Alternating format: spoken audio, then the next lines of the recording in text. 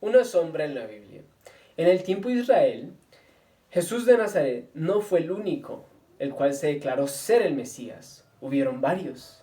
Incluso uno de ellos, a todo el cual quisiese ser discípulo de él, le pedía que tenían que cortarse un dedo, coger un arma e irse en contra de Roma. Como una revolución, supuestamente quería ser el Mesías, literal, como el pueblo de Israel lo quería que fuese.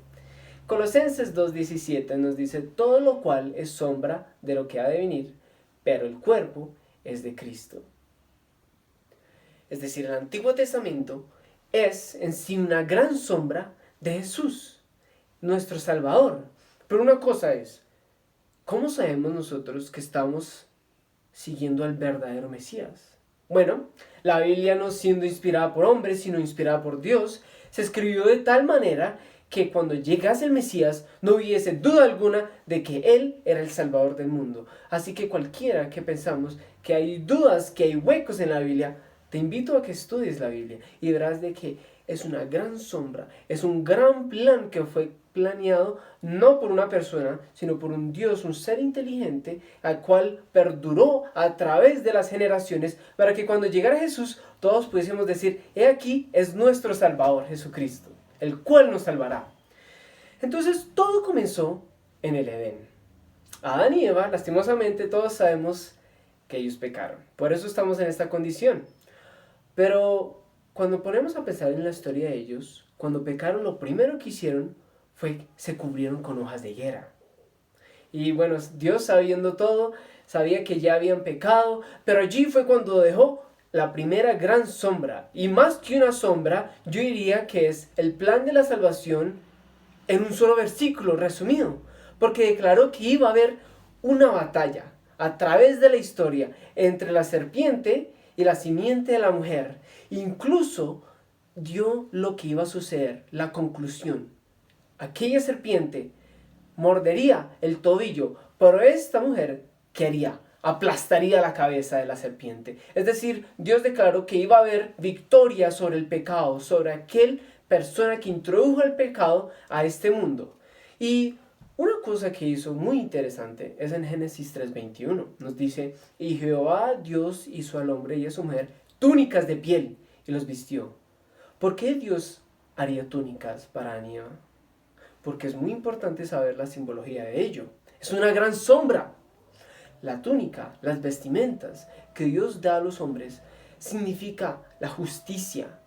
En la parábola del hijo pródigo, sabemos nosotros de que él se fue y hizo estragos, y cuando regresó, su padre lo primero que hizo al verlo es, lo cogió y lo cubrió. ¿Por qué? Porque el hijo pródigo venía vuelto una nada, venía cochino, oliendo feo, venía lleno de pecado, y el padre lo que hizo fue, lo cubrió, es decir, lo perdonó. Y Dios dio esta gran sombra en Génesis 3:21 del que el que daría la justicia, el que daría el perdón. No era el hombre por sí mismo, sino era Dios el que daría las túnicas a la humanidad. Pero lastimosamente sabemos cómo nosotros somos. Palabras de vida del Gran Maestro, página 252, nos dice: esto es lo que los transgresores de la ley de Dios han hecho desde el día en que Adán y Eva desobedecieron. Han cosido hojas de higuera para cubrir la desnudez causada por la transgresión. Han usado los mantos de sus propias invención, mediante sus propias obras han tratado de cubrir sus pecados y hacerse aceptables ante Dios. Pero ¿qué pasa? Nosotros no podemos producir justificación para nosotros mismos, no nos podemos perdonar. Lastimosamente, cada vez que nosotros pequemos, allí está. Y la ley de Dios nos dice que allí nosotros tenemos que morir. ¿Pero qué? Dios es el que provee la justicia. Y esto es lo maravilloso, que nosotros no debemos de buscar nuestra propia justificación, sino es Dios quien la da. Zacarías 3:4 nos dice: y habló el ángel y mandó a los que estaban delante de él, diciendo: quitadle esas vestiduras viles, su propia justicia, quítesela. Y a él le dijo: mira que te he quitado de ti tu pecado y te he hecho vestir de ropas de gala. En otras palabras, la primera gran sombra que vemos es que Dios será el que nos va a justificar a nosotros. Hay otra gran sombra en Caín y Abel. Caín y Abel, sabemos nosotros, Caín siendo un pastor, Caín siendo un agricultor y Abel un pastor, tenían profesiones distintas, y a la hora de ir a hacer el sacrificio a Dios, Caín llevó ¿qué? De lo mejor que él tenía. Pues él tenía como agricultor, tenía verduras, tenía frutas, pero sabemos una cosa. Génesis 4:5 nos dice, pero no miró con agrado a Caín y a la ofrenda suya, y se enseñó Caín en gran manera, y cayó su semblante. ¿Pero por qué sucedió esto?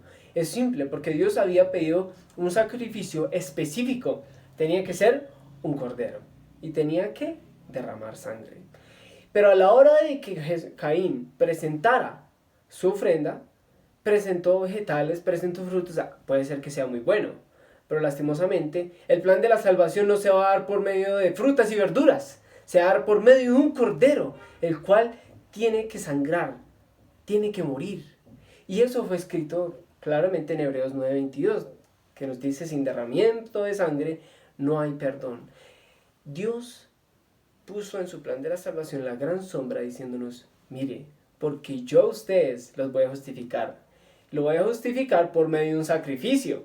Ese sacrificio va a ser un corderito y ese corderito va a morir por ustedes. Vemos cómo la Biblia desde el comienzo ya iba mostrando acerca del Mesías, cómo ya lo va interpretando, cómo lo está describiendo desde sus propios inicios. Esto es maravilloso.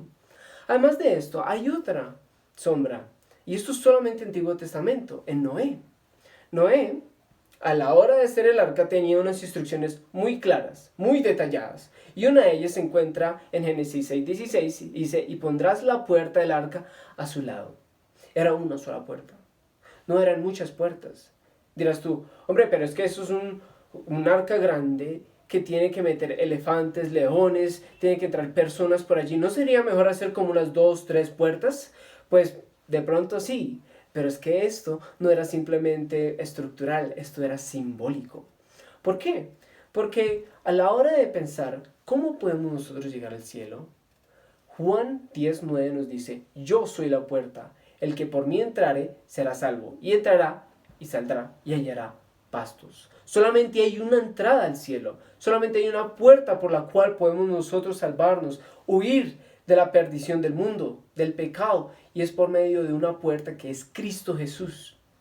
Podemos intentar métodos distintos, podemos intentar nuestra propia teoría, pero Dios explícitamente dice que yo los salvaré a ustedes, pero va a ser muy específico y solamente habrá un camino. Lastimosamente para perdernos el camino es ancho y hay bastantes opciones, pero para el cielo sabemos de que hay una sola puerta y es un camino angosto, un poco duro, pero el cual vale la pena hacer. Entonces, entre las sombras que ya hemos visto es que Dios será el que nos justifica, el sacrificio será un corderito que derramará su sangre por nosotros y que habrá solamente un corderito, no va a haber muchos corderos, y es la que hemos visto hasta el momento. Pero siguen las sombras, no paran. Génesis 7:7 nos da algo muy importante. Y por causa de las aguas del diluvio entró Noé al arca y con él sus hijos, su mujer y las mujeres de sus hijos. Eso son muy poquitas personas para toda la población que allí en este momento. ¿Qué pasó? Solamente ellos quisieron entrar. La puerta estaba hecha para que obviamente entraran todo el que quisiera, pero solamente el que quiso, entró. Los animales siguieron la voluntad de Dios. Noé y su familia siguieron la voluntad de Dios. Entraron por la puerta, pero Noé no cogió a alguien y lo arrastró dentro del arca, sino que era aquel que quería.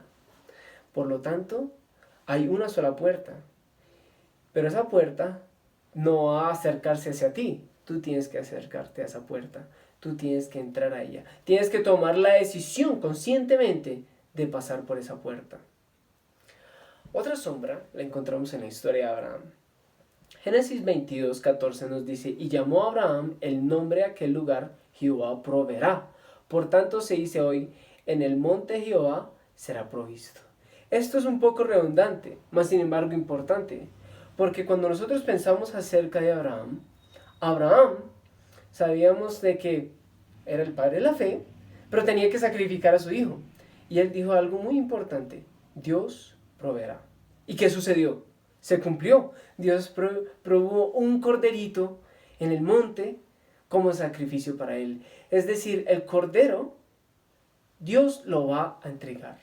El Cordero no vendría de nuestras propias manos. Un Cordero el cual nosotros criamos, el cual nosotros alimentamos, no fue un Cordero de ese tipo. Es un Cordero el cual Dios mismo entregará. Entonces Dios nos perdona a nosotros y Dios mismo es el que va a presentar el Corderito, el cual va a derramar su sangre por nosotros. Y algo muy importante que se dijo, y por eso quiero que vean la Escritura como algo no escrito por hombres, sino inspirado por Dios, por un ser mucho más inteligente que nosotros. Porque la Biblia fue escrita de tal manera que no hubiese duda alguna de que Jesús es el Mesías. Por eso se escribió en Juan 1:36, he aquí el Cordero de Dios. Cuando Juan el Bautista vio a Jesús, fue inspirado por el Espíritu Santo para decir las palabras más lindas que hay. He aquí el Cordero de Dios. He aquí nuestra esperanza, nuestra salvación. En la Biblia hay varios pactos. Uno de ellos se encuentra en Génesis 12:3. Y además de ser un pacto, es una gran sombra, la cual fue predicha para el plan de salvación para Jesús. Y es muy importante analizarla, porque nos dice de dónde viene, de qué generación, de quién sería la descendencia del Mesías. Imagínense si nosotros estaríamos siguiendo un Mesías el cual fuese descendiente, no sé, de Asia, por ejemplo, o de África. Pues lastimosamente la Biblia descarta todo ello porque nos dice, y serán benditas en ti todas las familias de la tierra. Esta promesa fue hecha a Abraham, es decir, en otras palabras, el corderito que Dios iba a proveer para la humanidad sería descendencia de Abraham. Tenía que ser descendente de Abraham. Y pongámonos a pensar, ¿cuántas personas en el mundo pueden cumplir estos requisitos? Por eso no hay duda alguna de que Jesús de Nazaret es nuestro Salvador. Porque una persona para cumplir con todos estos requisitos es imposible. Solamente Jesús de Nazaret lo ha podido hacer. Porque Él es el Salvador. Es una persona que es descendiente de Abraham. Es una persona que fue entregado por Dios. Porque no tiene un padre como tal, sino que tiene a Dios como padre y a María como mamá. Pero no tiene un padre terrenal, un padre como nosotros lo tenemos. Además de ello, fue declarado el Cordero de Dios. Además de ello, derramó su sangre por nosotros. ¿Vemos lo difícil que es para ser un Mesías? Y hay varios versículos los cuales nos muestran cómo fue que Jesús llegó a ser descendiente de Abraham, pero vamos a enfocarnos en unos pocos. Dice Gálatas 3:8, y la Escritura, previendo que Dios había de justificar por la fe a los gentiles, es decir, a toda la familia humana, dio de antemano la buena nueva a Abraham, diciendo, en ti serán benditas todas las naciones. Juan 8:56 nos dice, Abraham, vuestro padre, se gozó de que había de ver mi día, y lo vio y se gozó. Es decir, Abraham no solamente fue dicho de que Jesús iba a nacer de parte de descendencia de él, sino que incluso él pudo verlo y se gozó. Finalmente Gálatas 3:16 dice, ahora bien, a Abraham fueron hechas las promesas y a su simiente. No dice, y a las simientes, como si hablase de muchas, sino como de una, y a tu simiente, la cual es Cristo. Dios no va a salvar solamente a los israelitas, va a salvar a todo el mundo.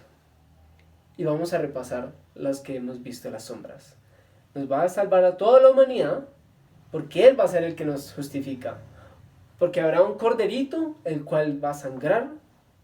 Porque habrá una puerta para la salvación, por la cual nosotros tenemos que tomar la decisión de pasar por ella. Pero este corderito no viene de nosotros no lo vamos a criar, sino que proveerá de Dios mismos. Y recuerden una cosa, será descendiente de Abraham. Es increíble cómo Dios ya tenía todo fríamente calculado. Finalmente, Jesús fue predicho por todos los profetas. Lucas 24, 25, 26 nos dice, entonces Él les dijo, oh insensatos y tardos de corazón para creer todo lo que los profetas han dicho. ¿No era necesario que el Cristo padeciera estas cosas y que entrara en su gloria? ¿Por qué? Porque los profetas ya lo habían declarado. Toda cosa que Jesús hizo fue declarada. Cuando sus vestimentas fueron echadas al azar, el rey David ya lo había predicho. Cuando Jesús sufrió, cuando todo lo que él hizo fue predicho. E incluso hay un paralelo increíble entre el procedimiento en el santuario y Jesús. Jesús cumplió toda la norma, toda la ley. Cada cosa tenía una simbología y cada cosa la hizo Jesús. Es otro tema y es muy extenso, pero es algo hermoso porque nos da a ver de que Jesús inevitablemente es el Mesías. Isaías 53:4 dice: ciertamente llevó él nuestras enfermedades y sufrió nuestros dolores, y nosotros le tuvimos por azotado, por herido de Dios y abatido. Jesús era la esperanza de Abraham, era la esperanza de David, era la esperanza de todo aquel que creyó, el cual creyó que Dios iba a proveer lo que había prometido, ese gran Salvador. Ageo 2:7 nos dice: y haré temblar a todas las naciones, y vendrá el deseado de todas las naciones, y llenaré de gloria esta casa. Ha dicho Jehová de los ejércitos. El deseado de todas las gentes ya vino. Jesucristo llegó aproximadamente hace 2000 años y vivió una vida de mansedumbre, una vida la cual ya estaba prescrita palabra por palabra cómo sería él, y lo hizo de tal manera de que no puede haber duda alguna de que Jesús es nuestro gran Salvador.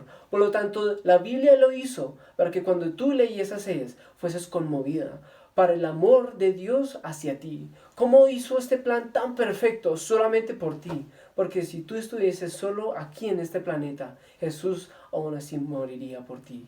Pero allí no termina la gran sombra, porque la gran sombra es más extensa. No solamente va en dirección hacia el pasado, sino que también viene hacia el futuro.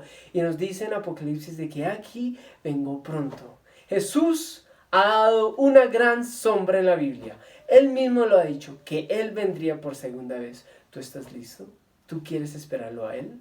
Hasta el momento todo se ha cumplido al pie de la letra, para que tú no dudaras, para que tú no tuvieses duda alguna. Ahora Jesús te dice: aquí, yo estoy aquí. Ven, abro la puerta, estoy tocando tu corazón para que vengas. Con cuerdas de amor te llamo, para que vengas, para que cenemos los dos, hablemos acerca de las situaciones.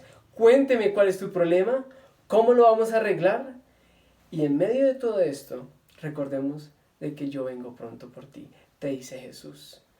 ¿Quieres aceptarlo hoy como tu Salvador? Jesús, desde el comienzo, ha luchado por ti.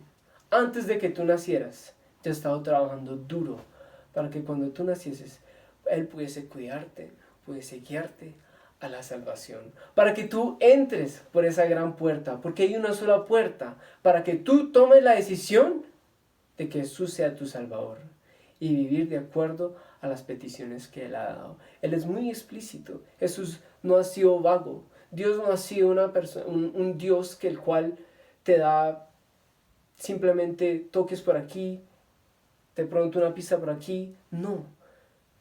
Dios ha sido muy explícito, muy específico, y Él espera que tú le abras el corazón, para que cuando Él venga, vamos todos a decirle en un acorde: he aquí nuestro Dios, le hemos esperado y Él nos salvará. Dios te bendiga.